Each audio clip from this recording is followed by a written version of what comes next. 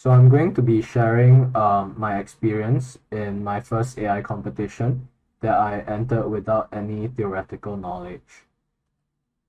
So I entered this competition 1 month after I actually started learning about deep learning. And I was learning from DataCamp. And I decided to enter AISG's student hackathon for 2021.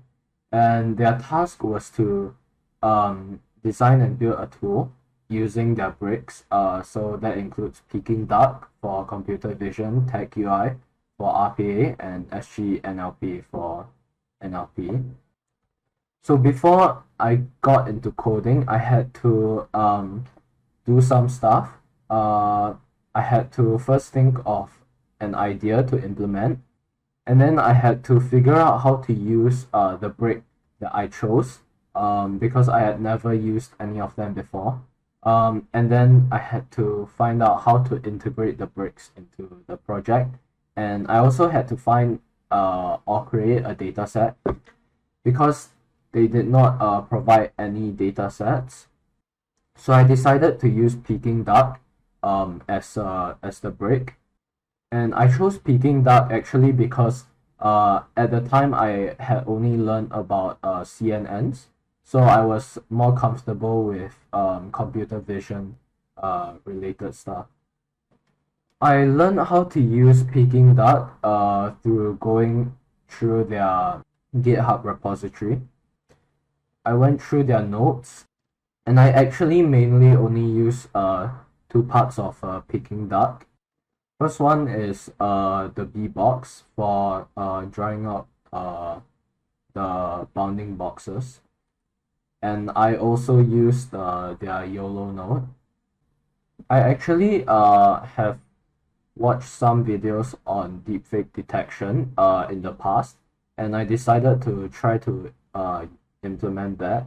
And basically, my first idea was to make a function which takes in an image and then passes it into a model which would tell us if the human has been deepfaked or not, and how sure it was.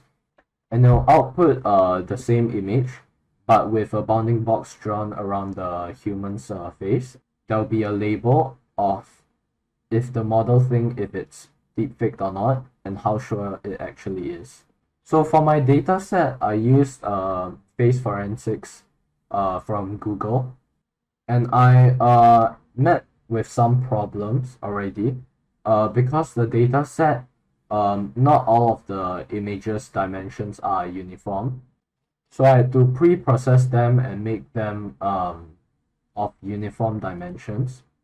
So I thought of a solution, and I was going to use a pre-trained model to detect the human in the picture, and it was going to output some coordinates x1, y1, which is the bottom left point of the bounding box, and x2, y2, which is the upper right point for the bounding box.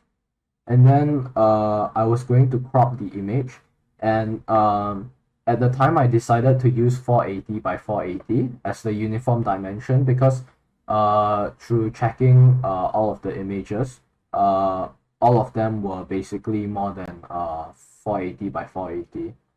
My solution was to after that crop the image such that the distance between the human and the edge of the picture or the image is 240. And there were some problems with this actually because not all of the images will have the human like in the center perfectly. Some of them may be on the edges, and x1 minus 240 with x1 being the bottom left corner of the bounding box wouldn't make sense because it would be a negative number. So if x1 minus 240 was less than 0, I would put the x crop variable as 0. So it will start cropping from x equals to 0. And then I would set the second x crop value to x2 being the x coordinates for the upper right corner of the bounding box, plus 240 plus the absolute value of x1 minus 240.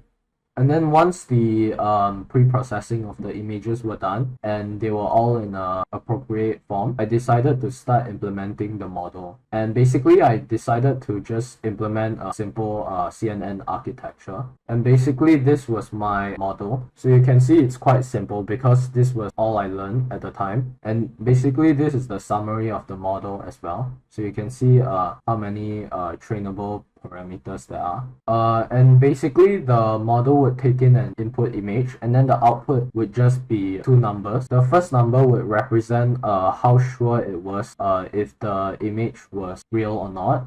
And then the second number would denote how sure it was if the image was deepfake. So you can see from here, it thinks that the input image has been deepfaked.